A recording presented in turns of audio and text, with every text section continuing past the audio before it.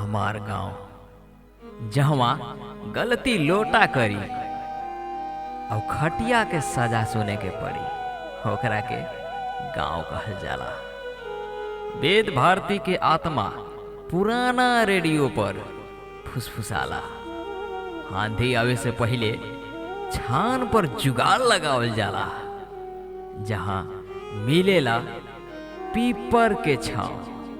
हे भैया, ई बा हमार गांव, जहां लोफर आन्ही के देह के गदराइल आलू के लुकावल जाला, फिर का रंगबाज हवा के सोहबाज से बचावे खातिर बोरा में ओरियावल जाला। हवारा बारिश के बूंद गिरे से पहले ट्रैक्टर के टाली में अनाज के बांधल जाला, जहां बकरी में और बच्चा बोलेला माऊ माऊ।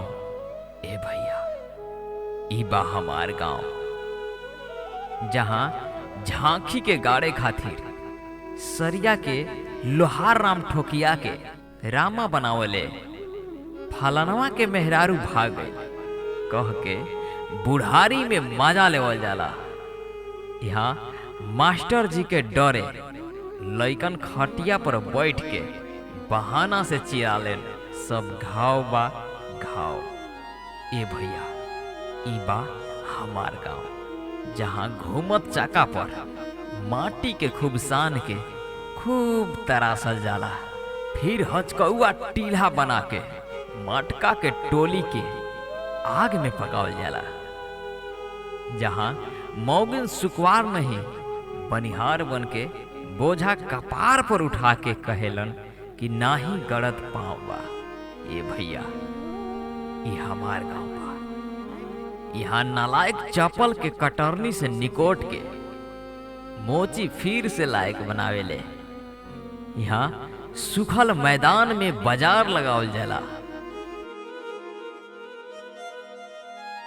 आम के बाग में टिकोरा देख के गदेले बेवजह गणमस्ती करेला, गोरका करियाठा के मारेला और पतिरका खाला भाव। ए भैया, ई बा हमार गांव, यहाँ कुकुर डरावेला नहीं बल्कि भौकाल झाड़े खातिर भौकेला। बेहयाती कौआ भैंस के पीठ पर फिजूल के सवारी समझ के घूमेला। बत्तख के मुगली चोंच देख के मासूम खरगोश दुबक जाला।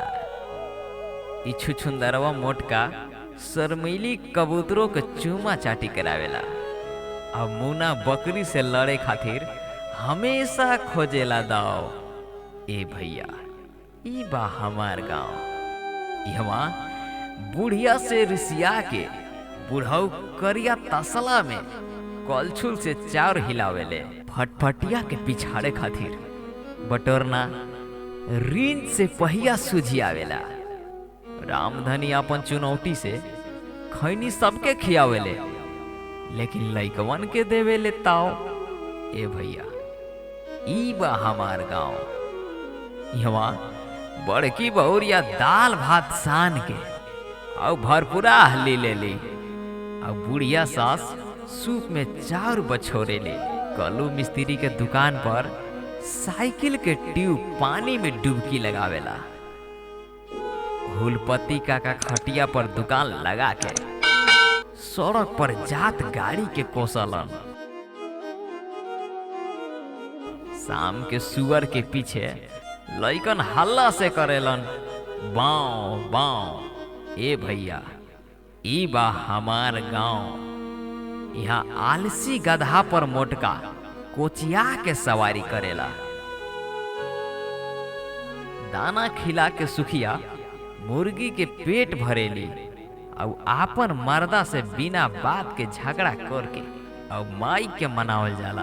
तोरी के खटिया पे पसार के प्यार से सहलावल जाला। चूड़ी कंगन वाला सुकुआर हाथ खेत में आलू के बिनेला। ई बा दाल पीसे वाला राम दुलारी के सिलवट और लोढ़ाऊ। ए भैया, ई बा हमार गांव, ई देखा गोभी मिर्चा प्याज से बौराही का की खेल तमाशा दिखावेली। गर्मी के पसेना से सुकुआर रिंकिया बेना डोलावेली। यहाँ दूसरा के कोड़े खातिर चिड़िया और कौआ के उड़ावल जाला। धूप में छाता के नीचे मेहरारुओं के परपंच में नैहर के बखान गावल जाला। चारा मशीन के कुटी काट के भूखी भैंसों के खिलावल जाला। यहाँ खोपड़ी पर लाल अंगूठा तान के लीलगाय के खेदल जाला। मैदान करे जाए के नाम पर कटैला तार के भी डकाइल हो खाला। दोपहरिया के बहुत लोग में भी बगिया में रखवाली होखेला। साँझ के काका कहेलन की बथत बा बड़ी पाँव।